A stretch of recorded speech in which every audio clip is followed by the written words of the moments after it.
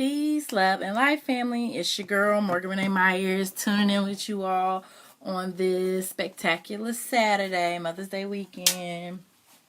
So, I am in a new book. I finished No Disrespect by Sister Soldier. It was a great autobiography, and she talked about a lot of things ranging from just being a black girl, growing up in the hood, being in a two-parent home, being in a single mother home. It was a lot. And her different relationships, her organizing work that she did with African people, African people in America.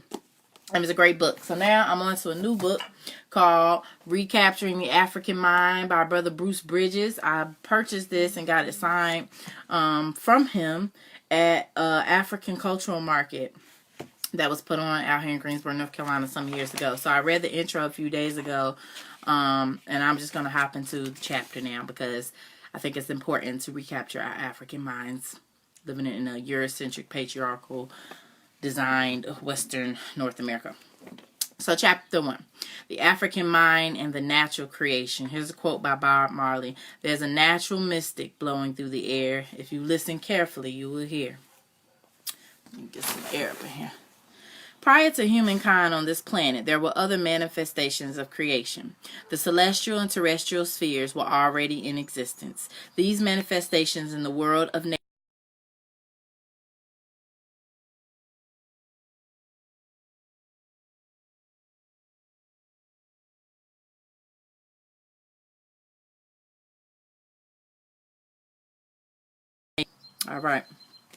So these manifestations in the world of nature provided the mind with a laboratory in which it could grow and develop. This early growth of the mind preceded any of the ancient African books of wisdom, and it also preceded all organized religions. Gerald Massey, or is it Massey? Gerald Massey, the British historian slash anthropologist, needs special attention because of his tremendous work on pre-Christian ancient civilizations. Through many years of research, he traced the lore, mythology, and symbolism of religion and gives credit for its origin and evolution to the developing minds which emerged from inner Africa. After reading Massey, it is clear that Christianity was stolen from Africa. He wrote a 6-volume work which took about 40 years to complete. They were entitled Natural Genesis, Volumes 1 and 2, A Book of Beginnings.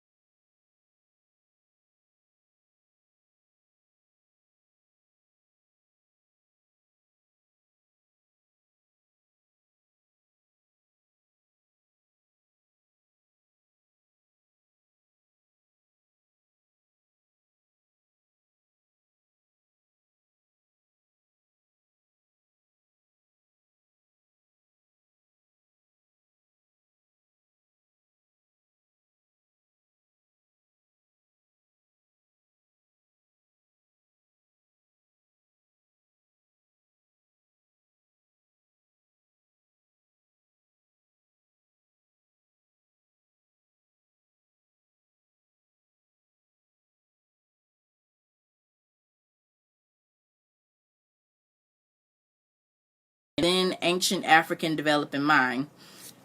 The greatest difficulty in creating is the beginning, not the finishing. And to the despised black race, we have at length to turn for the birth of language, the beginnings of all human creation. And as the Arabic saying puts it, let us honor the first, although the followers do better. This is again from Massey, A Book of Beginnings, Volume 1, page 23. Gerald Massey discusses extensively how early humans in Africa were provided by their natural environment with a classroom to awaken their consciousness. He states, among the Ethiops of many thousands of years ago, there lived and labored the unknown humanizers of our race who formulated the first knowledge of natural facts gathered from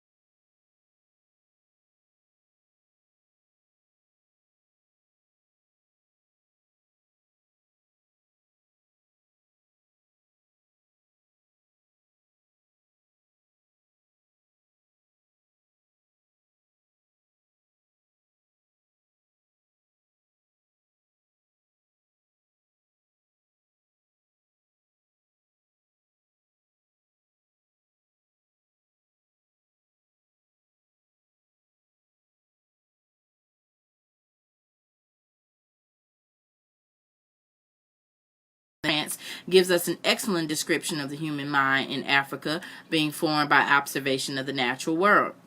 So I know this is saying a lot, but what I'm getting out of it is that prior to all this indoctrination from Europeans and being taught civilization and stuff like that, we didn't have a need for words in a sense. We communicated through symbols, and we learned a lot through the natural world, through nature. And what I know about African people and those who practice African spirituality, we turn to nature for all the answers. When we're sick, we build up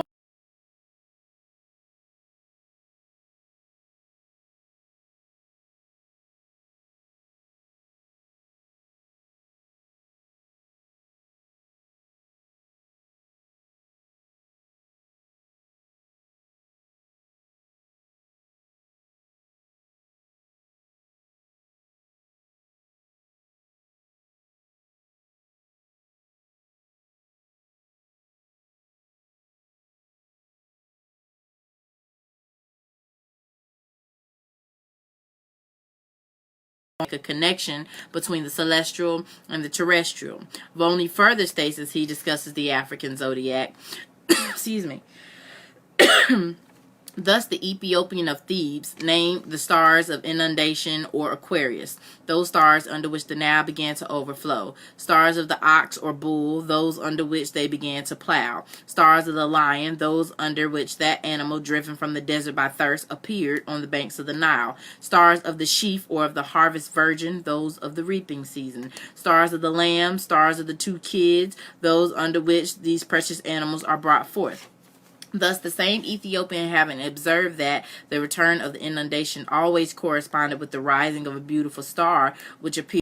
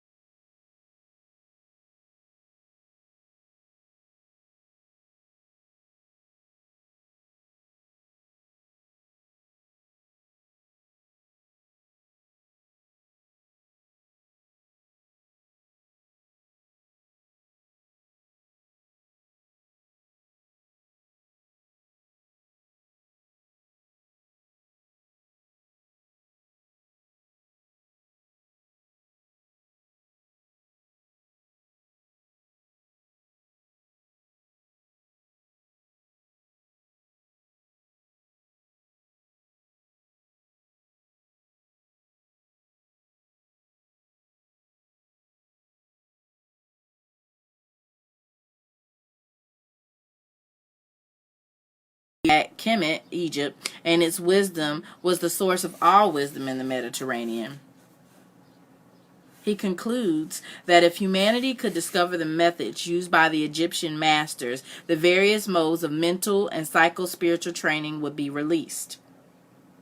He tells the story of an African child who meets with one of the prominent sages of his time. The elder sage begins to guide the young child into his education. From the very beginning, he encourages him to work the soil and to spend his days in observation of plant and animal life, as this is the best way to develop innate talents.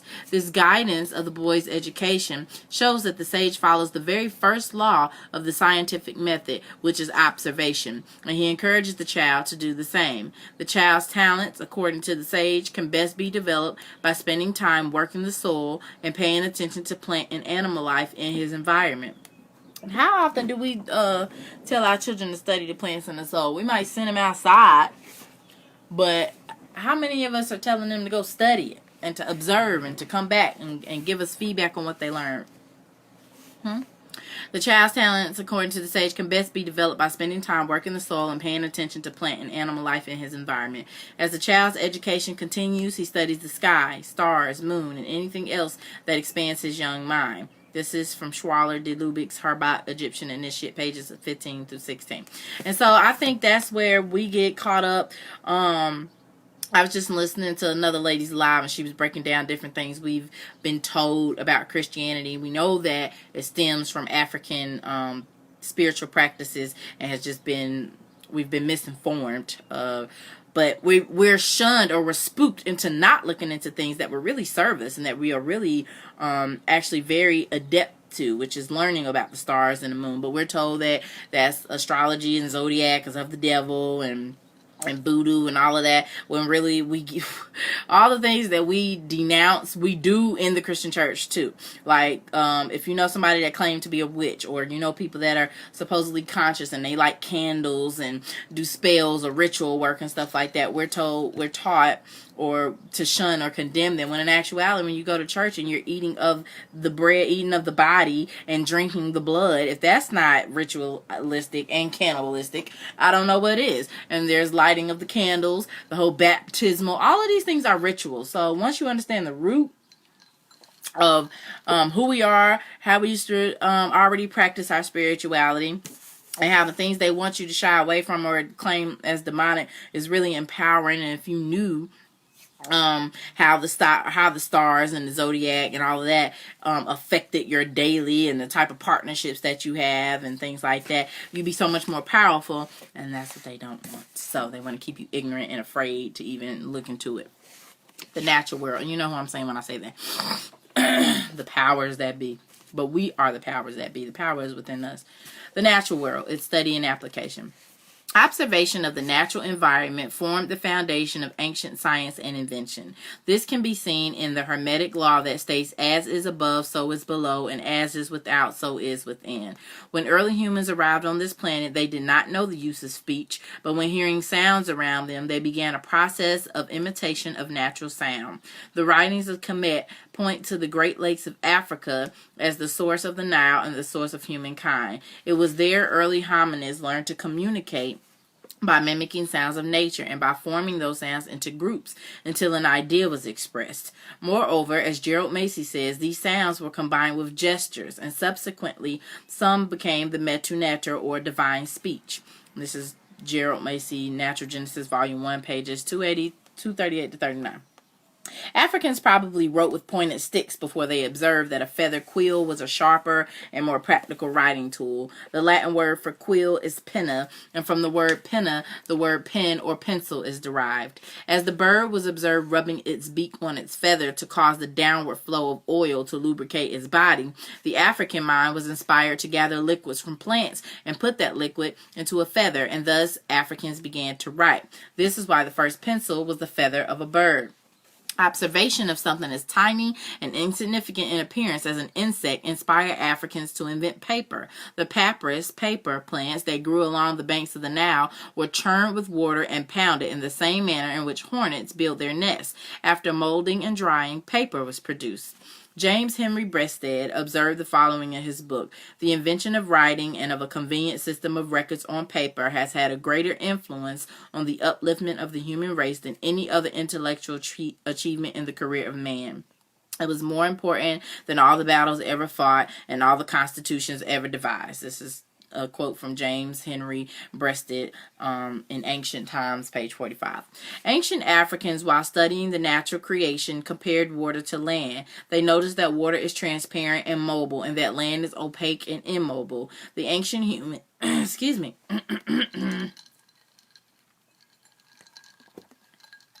Got my pineapple juice. The ancient humans and their symbolic teaching refer to knowledge as light and ignorance as darkness. The natural minds of humans should receive knowledge as water, being transparent, receives the light of the sun. When the sun shines on opaque or dark land, it is difficult for the light of the sun to be received. So the ancients recognized that the mind should be more like water than land. The mobility of water is extremely important. Clearly, water should never be stagnant and should always be in motion and flowing for it to be healthy and safe. Africans in antiquity recognized, as in nature, if the human mind does not continuously flow toward that which is positive, it too becomes stagnant, unhealthy, and a danger to its people. Kinetic origins of Greek intellectual development. Early Greek philosophers such as Thales and Pythagoras, who are widely credited with the origins of certain philosophical and mathematical principles such as the Pythagorean theory, traveled to Africa and received their tutelage from great African scholars. As a consequence of the knowledge they obtained while studying in Africa, many of the early Greek philosophers recognized the importance of the natural creation as beneficial to good mental development. According to the Thomas Taylor translation on the life of Pythagoras, Thales admitted having gone to Egypt himself and instructed Pythagoras to do the same. While in Africa, Pythagoras did not superficially study all the Egyptians had to offer, but spent therefore 22 years in Egypt in the Adita of temples, astronomizing and geometrizing, and was initiated not in a superficial or casual manner in all the mysteries of the gods. While in Kemet, Pythagoras, due to the respect of the priests toward nature, learned about the connections of all parts of the whole through his keen ability to reason and synthesize ideas of truth that were gathered from the environment. Once back home, Pythagoras held classes in groves of cool, tall shade trees. You hear that? Teaching outside in nature, not in a white building, in a closed-off classroom where you don't want kids looking outside. He taught them under the cool, tall shade of trees. His disciples would rise early in the morning and enjoy the bright sun from the Ionian columns. As he had learned to do while in Kemet, Pythagoras taught his students how to make connections to the classification of ideas following their observations of physical nature. Likewise, the Greek philosopher Plato encouraged an intense study in Kemet. While there, Plato was initiated into the mysteries of Ulysses.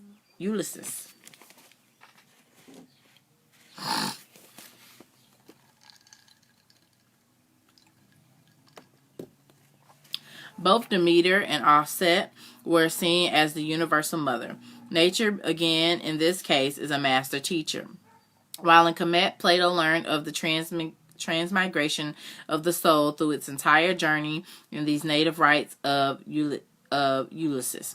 His subsequent teachings of the principle of unity from the natural creation and the concept of unity as all-pervading grew out of his study in Kemet. He understood by studying the natural creation that division was an illusion.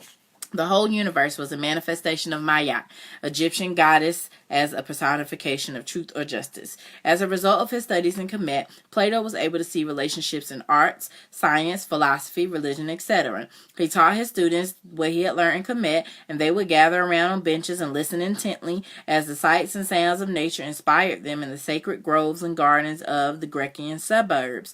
Plato's classes were held in the garden of a person by the name of Academus. It is from the name Academus that academy is derived. The significance of the above discussion is that the teaching of Pythagoras, Thales, and Plato are but a few examples of the application and more often the misappropriation by Europeans of the knowledge of the natural creation that began with the inception of humanity in Africa. Mythology, religion, and the natural creation. At the very dawn of consciousness, Africans utilized the five senses and began to feed upon everything in the environment. Not only was there an accumulation of ideas, but there was also a tremendous amount of reflection, analysis, comparison, contrastion, etc., operating in the minds of these early Africans. This development of the African mind endured over many centuries and many complex situations. One aspect that remained constant in the evolution of the mind was a consistent and prolonged study of the laws of the natural creation. Some of these included seasonal changes, migrations, volcanoes, earthquakes, storms, eclipses, and in general, the geographic environment, which consisted of deserts, forests, mountains, and rivers. The horizons of early humans were broadened as they experienced birth, growth, perpetuation, and ultimately death. Without initially having a knowledge of the natural forces and elements, lightning, thunder, storms, etc., these inhabitants will quite naturally have some fears or apprehension toward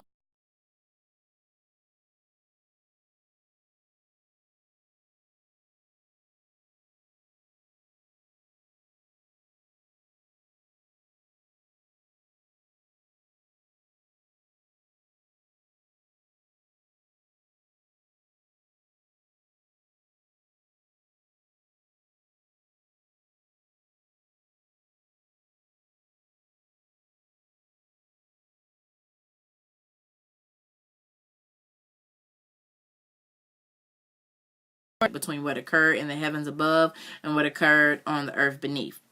Humans have always sought explanations for the workings of the universe.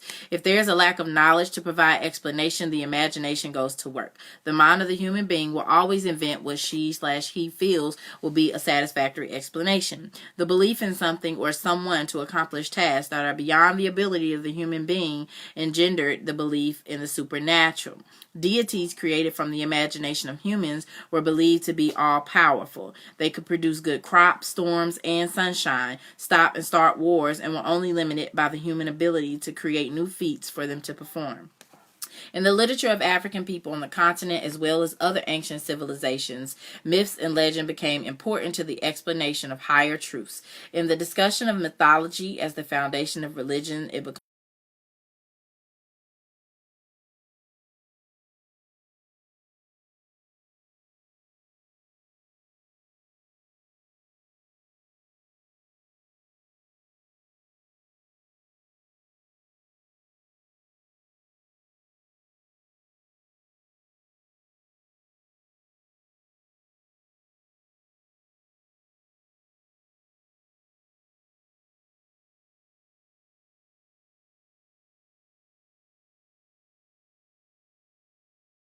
myths and stories about the creation of humans, the sky, the earth, evil deeds, etc. Myths have ways of explaining actual or imaginary reality which cannot be explained through normal description.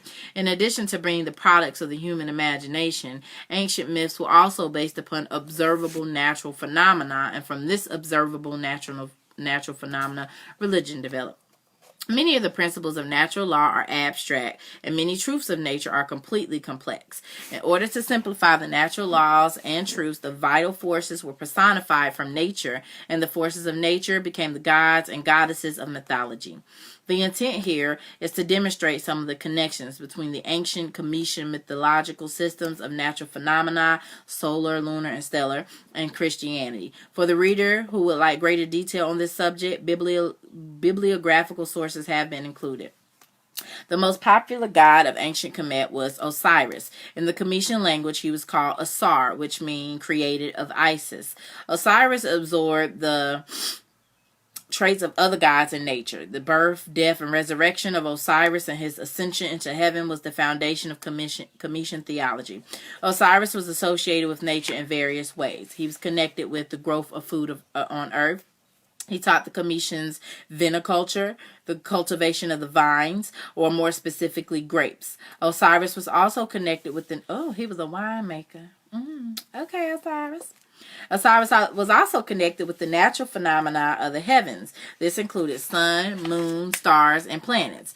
Being a god of regeneration and energy, the ancients connected Osiris with the mysteries of sex and reproduction. The complexity of Osirian theology has been established by many writers. This can be seen in the fact that Osiris naturally absorbed the traits of many other deities such as Nut, Seb, and Ra. There are no two divine figures historically that have engendered more hope and devotion in humanity than Osiris and Christ. At the initiation of the area of Christianity, Christ was more like the Osiris figure than many of the other gods of antiquity. Following are some of the similarities between Christ and Osiris. Buckle your seats. 1. They were born on or near Christmas. 2. Their mothers were virgins. 3. They were born in a cave or stable. 4. They worked for the salvation of humanity. 5. They were called saviors, meditators, healers, etc. 6. They were overcome by evil power. 7. A descent into hell was made of them. 8. After being slain, they arose from death and ascended to heaven at Easter. 9. They found religious institutions. And 10. They were commemorated by Eucharistic rites. And this is from a source, John G. Jackson, Christianity Before Christ. So these were the 10 things that are similarities between Christ and Osiris.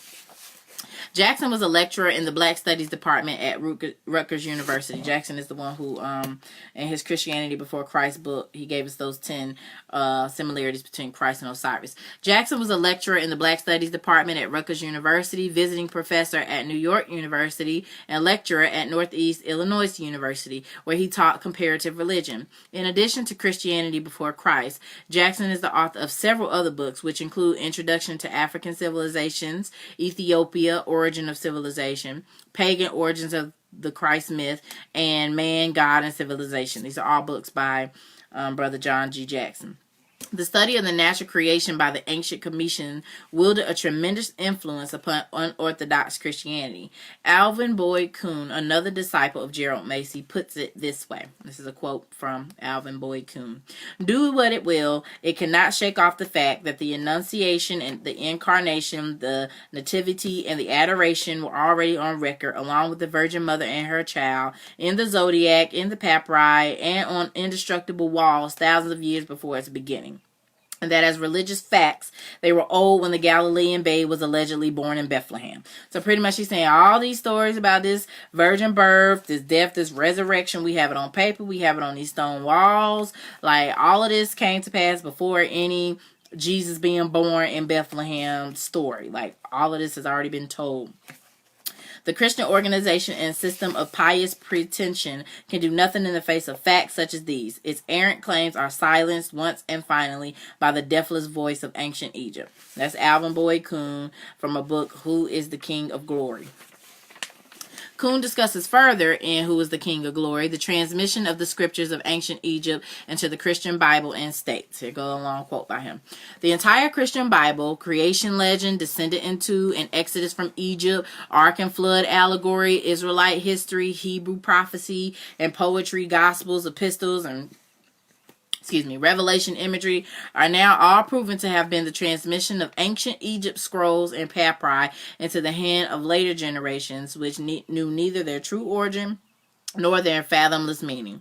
Long after Egypt's voice, expressed through the inscribed hieroglyphics, was hushed into silence, the perpetuated relics of Hamitic wisdom, with their cryptic message utterly lost, were brought forth and presented to the world by parties of ignorant zealots as a new body of truth.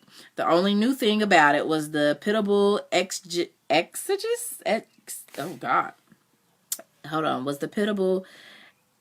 gotta look this word up, y'all, because I don't know what it means and I don't know how to pronounce it.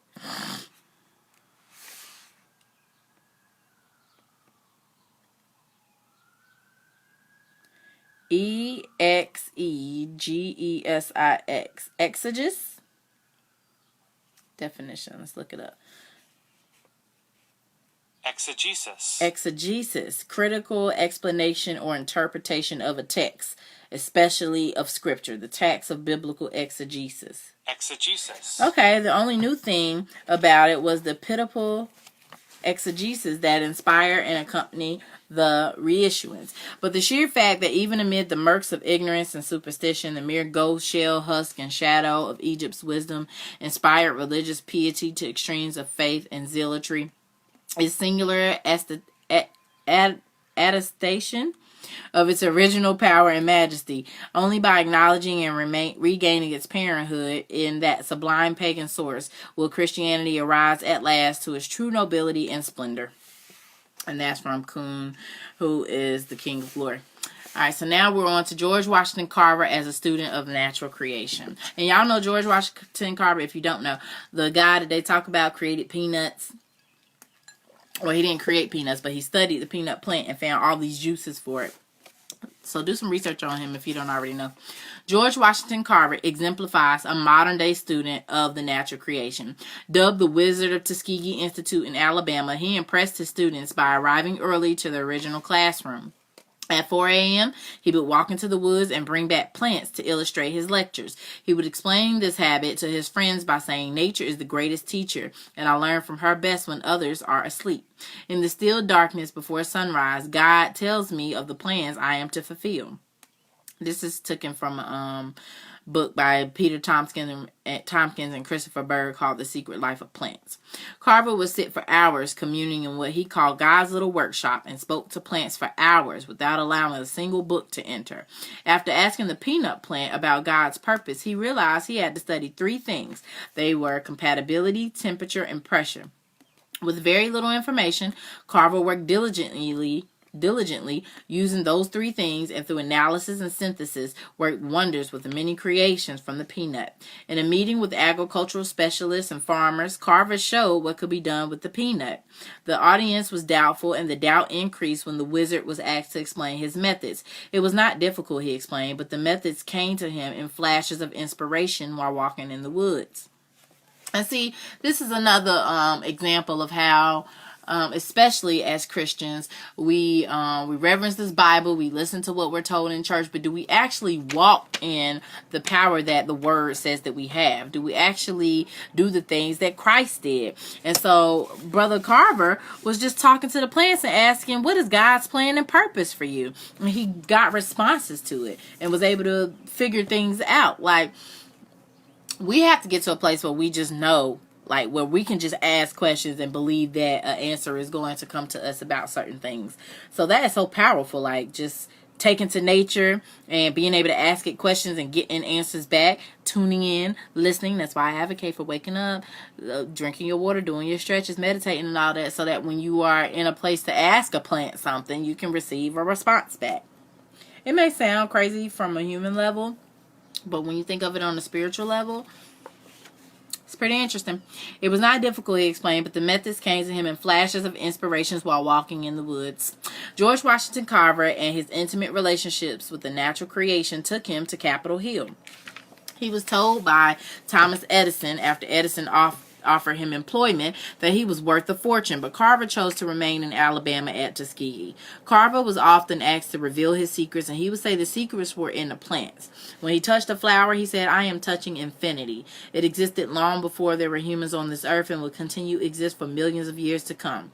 Through the flower, I talk to the infinite, which is only a silent force. This is not a physical contact. It is not in the earthquake, wind, or fire. It is in the invisible world. It is that still small voice that calls up the fairies." Carver's scientific knowledge was superseded by his intuitive affinity with nature. He made friends with animals, insects, minerals, etc. He would not let a day go by that he would not commune with nature. He even advised students, as the sage did to Herbert, to walk out of doors for 20 minutes and to explain what they saw. The point of this activity was to train the student's mind to comprehend at a glance what they saw before their eyes. In 1902, Carver published a nature study and taught a course on the same topic the following summer. His classes would take boat rides on the Tennessee River and romp through the hills and woods. Every action of Carver in his writings, teachings, and even his personal surroundings demonstrated that he far surpassed being a mere student of the textbooks of Ames College or the University of Iowa, and that he was indeed a student of the natural creation. Early Western education and the kindergarten system. The origins of the Western system of education, which begins in what is known as the nursery school, can be traced to the natural creation. The source of nurse, which forms the root of nursery, is the Latin term nutri, which also gave the English word nourish. Although the word nutri originally meant suckle, it was later generalized to mean feed, nourish, and look after. Nursery is associated with children as well as with young plants. Plant nurseries, for example, are especially familiar to anyone who knows about the caring of plants.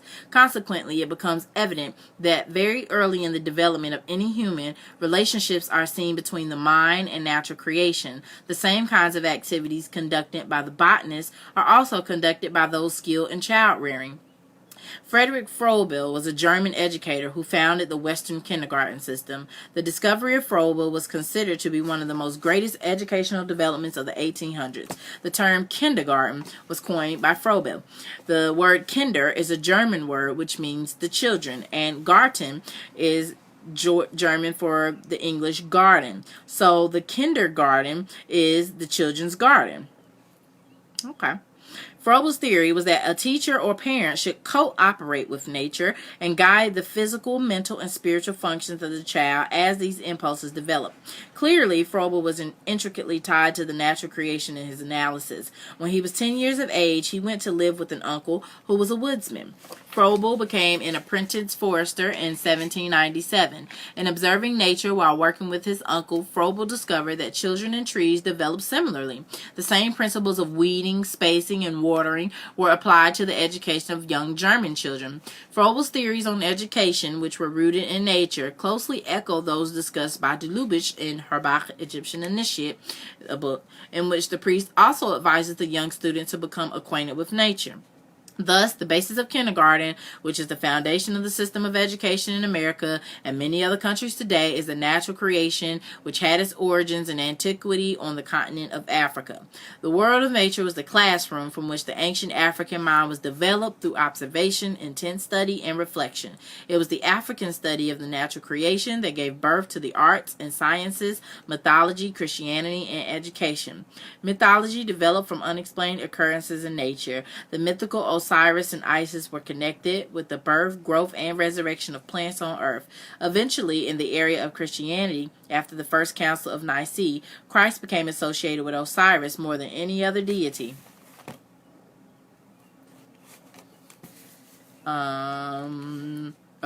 After the First Council of Nicaea, Christ became associated with Osiris more than any other deity. Moreover, the ancient Commission scriptures are the sources of the scriptures in the Christian Bible. It is also an indisputable fact that these scriptures are rooted in the natural world which Africans studied before the coming of Christianity and any other organized religions. Finally, kindergarten theory of education is founded on the Africans' early study of natural creation.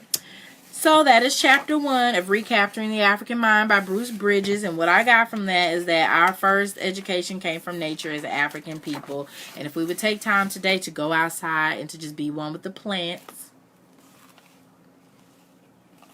and study them, we could learn so much instead of always being on our phones.